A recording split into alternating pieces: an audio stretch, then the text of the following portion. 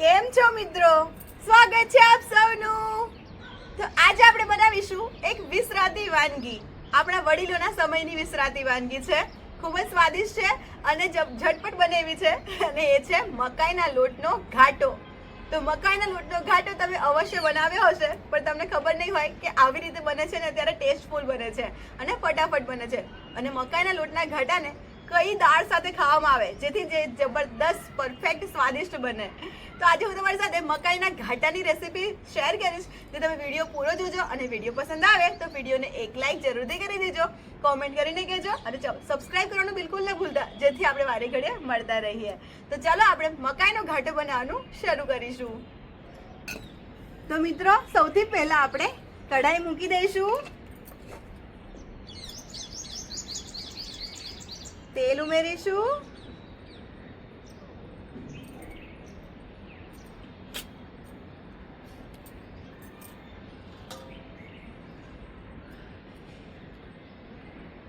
તેલ ગરમ થાય એટલે આપણે મકાઈનો લોટ ઉમેરવાનો છે. ઉમેરી લઈશું. તો તેલ સરસ ગરમ થાય પછી જ ઉમેરવાનો છે લોટ. મિક્સ કરી લઈશું.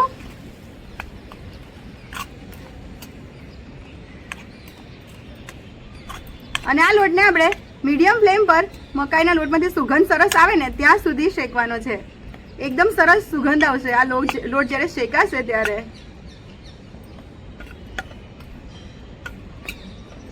લોટનો કલર ચેન્જ થઈ ગયો છે, જુઓ એકદમ સરસ, અને સુગંધ પણ આવવા લાગી છે.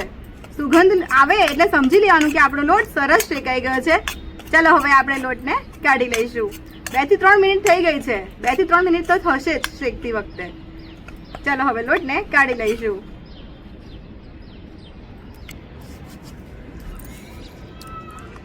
મિત્રો, ફરી આપણે આ વાસણ મૂકી દેવાનું છે અને લોટને ઠંડો થવા દેવાનું છે. તો 250 ગ્રામ લોટ લીધો હતો મેં, તેમાં 2 અને 3 ગ્લાસ પાણી લઈ રહી છું. તો મિત્રો, આવી રીતે લોટને ઠંડો કરવા માટે મૂકી દેવાનો સાઈડમાં.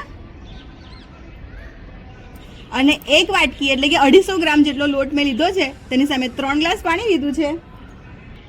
હવે 1 ચમચી જેટલું આપણે તેલ ઉમેરી દઈશું. 3 લીલા મરચાં ઉમેરી દઈશું. તમને તીખા પસંદ હોય તો તીખા ઉમેરવાના, મોરા પસંદ હોય તો મોરું ખાવાનું હોય તો મોરા ઉમેરવાના.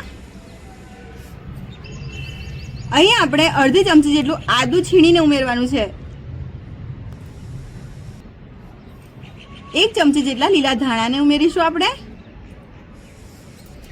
અત્યારે મારી પાસે લીલી મેથી નથી. જો તમારી પાસે ફ્રેશ લીલી મેથી હોય તો તમારે મેથીની ભાજીને ઉમેરી દેવાની. તો તમારે સમજી લેવાનું કે 250 ગ્રામ લોટ છે તો તેની સામે તમારે 50 ગ્રામ જેટલી મેથીની ભાજી ઉમેરી દેવાની. પણ મારી પાસે નથી એટલે હું 1 ચમચી મોટી ભરીને કસૂરી મેથી ઉમેરી રહી છું. અહીં આપણે 1 ટીસ્પૂન જેટલી હળદર ઉમેરીશું અને 1 ચમચી જેટલું આપણે મરચું પાવડર ઉમેરીશું. તો આ ઘરે વાટેલું મરચું છે, જેથી તીખું છે. તમને તીખું પસંદ ના હોય તો તમારે અવોઇડ કરવાનું. 1 ચમચી જેટલો ધાણા પાવડર ઉમેરીશું. 1 ચમચી આપણે સ્વાદ મુજબ મીઠું ઉમેરી દઈશું અને બધું આપણે સારી રીતે મિક્સ કરી લઈશું. તો મિત્રો, એક ઉભરો આવી જાય ત્યાર પછી આપણે મકાઈનો લોટ ઉમેરીશું. તો આ લોટ ઠંડો થઈ જાય પછી જ ઉમેરવાનો. ઉમેરી દઈશું આપણે.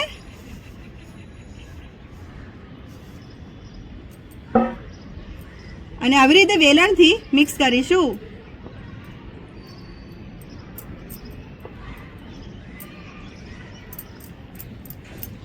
અને સતત હલાવતા રહેવાનું છે. અને ગેસની ફ્લેમને આપણે મીડિયમ રાખવાની છે, ફાસ્ટ નહીં, એનું ધ્યાન રાખવું ખાસ. મિક્સ કરતા જઈશું. તો મિત્રો, આપણે કન્ટિન્યુઅસ આવી રીતે મિક્સ કરતા 2 થી 3 મિનિટ 4 મિનિટ થવા દેવાનું છે અને આવી રીતે જ હલાવતા જ રહેવાનું છે, છોડવાનું બિલકુલ નથી. હા,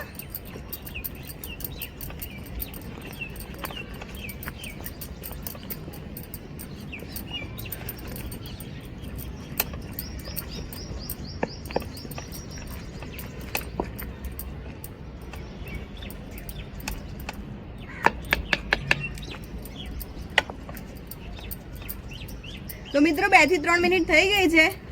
હવે આપણે 2 મિનિટ માટે મીડિયમ ફ્લેમ પર ઢાંકી દઈશું.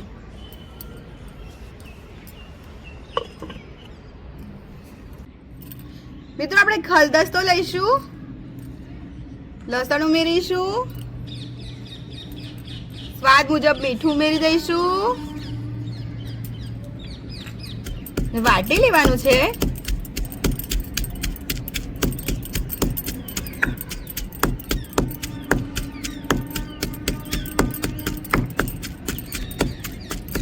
તો મીઠું ઉમેરીએ તો આપણે ફટાફટ આપણું લસણ વાટી શકીએ, જેથી આપણે મીઠું અને લસણ જો ઉમેર્યું તરત વટાઈ ગયું છે. હવે આપણે અહીં લેવાનું છે 2 ચમચી મરચું, વાટી લઈશું.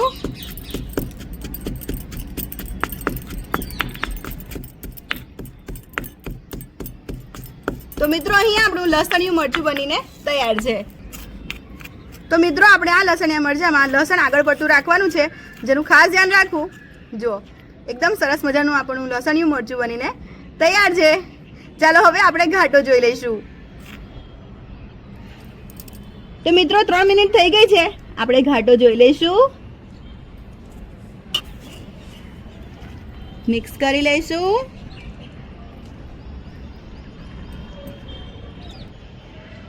તો મિત્રો આપણે ટોટલ 6 મિનિટ ઘાટાને પકવ્યો.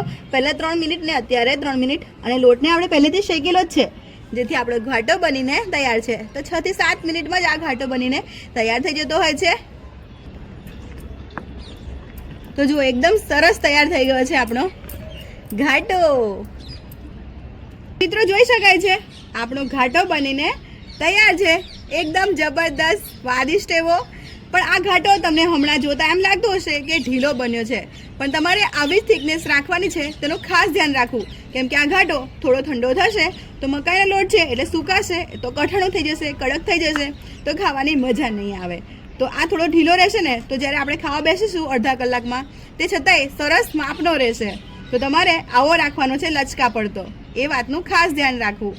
તો હવે મિત્રો તમારી સાથે હું શેર કરીશ કે કયા વડીલો પાસેથી મેં આ ઘાટાની રેસીપી લીધી છે, મને મળી છે આ ઘાટાની રેસીપી. તેમના નામ જણાવીશ, સાથે સાથે કઈ સિક્રેટ દાળ સાથે આ ઘાટાને ખાવામાં આવે તો જલસો પડી જાય તે હું તમારી સાથે શેર કરીશ. તો ચાલો હું તમને સર્વ કરીને બતાવું આ ઘાટો.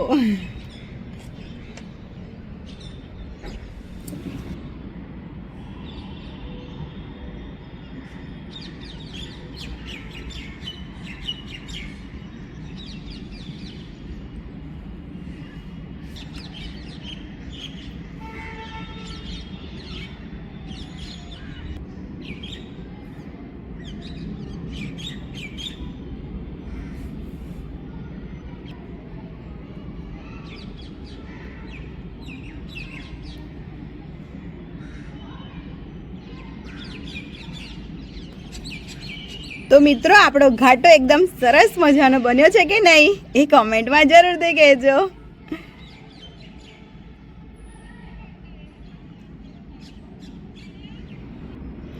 તો આ ઘાટાને અડદની મોરી દાળ સાથે સર્વ કરવામાં આવે છે. તો આપણે જ્યારે કંઈક ઓથેન્ટિક વિસરાતી વાનગી ખાઈએ પરંપરાગત રીતે, જે આપણા દાદા દાદી લોકો વડીલો ખાતા, તો તેવી રીતે ખાઈએ તો વધારે મજા આવે. તો તમે વઘારીને પણ લઈ શકો છો ટામેટા ડુંગળીવાળી અડદની દાળ, પણ આવી મોરી દાળ હોય ને તો ખાવાની વધારે મજા આવે. તો જોઈ શકાય છે આ આપણે મસ્ત મજાનો ઘાટો તો બનાવ્યો, પણ સાથે એકદમ મસ્ત મજાની અડદની મોરી દાળ લીધી છે. પણ હજુ મિત્રો વિડીયોમાં બન્યા રહેજો, હું તમને મસ્ત મજાની રીત બતાવું કે આ આપણે ઘાટાને અડદની દાળ સાથે કઈ રીતે ખાવાનું છે. તે પહેલાં આપણે ઘાટાને થોડા ધાણાથી સજાવી લઈશું, ગાર્નિશ કરી લઈશું.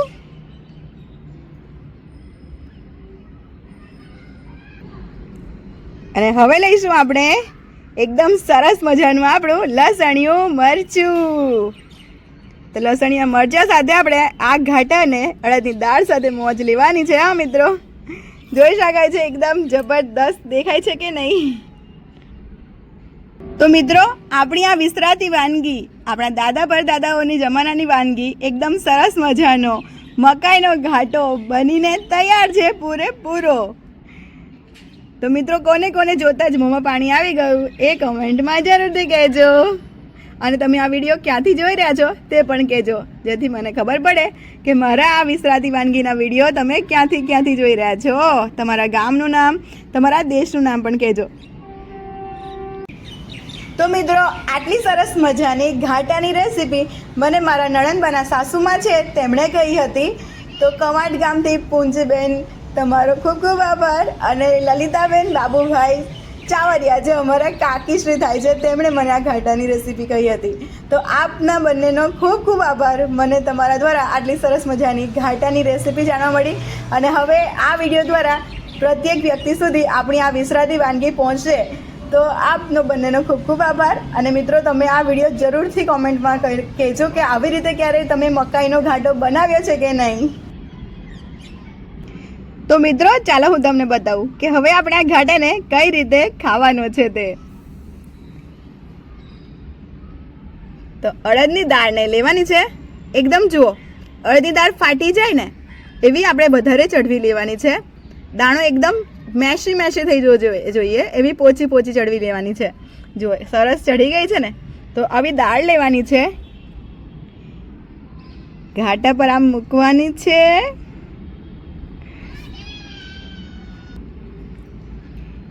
લસણિયું મરચું આમ લેવાનું છે દાળ સાથે.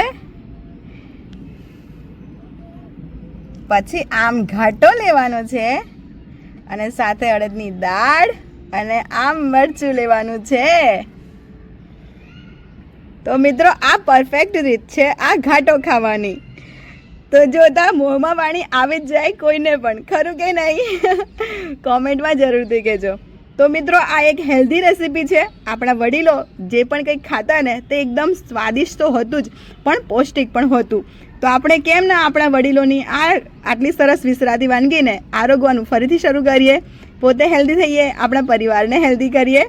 મિત્રો, તમને મારી આ રેસીપી પસંદ આવી હોય ને અત્યાર સુધીની, તો પછી તમે આ મિત્રોને, તમારા પરિવારને જરૂરથી આ રેસીપીને શેર કરજો, જેથી તેઓ પણ આવો સરસ મજાનો ઘાટો બનાવીને આરોગી શકે. તો મિત્રો, હું ટેસ્ટ કરીને બતાવું કે આ ઘાટો આપણો કેવો બન્યો છે અને અડદની દાળ અને લસણિયા મરચાં સાથે કેવો ટેસ્ટી લાગે છે.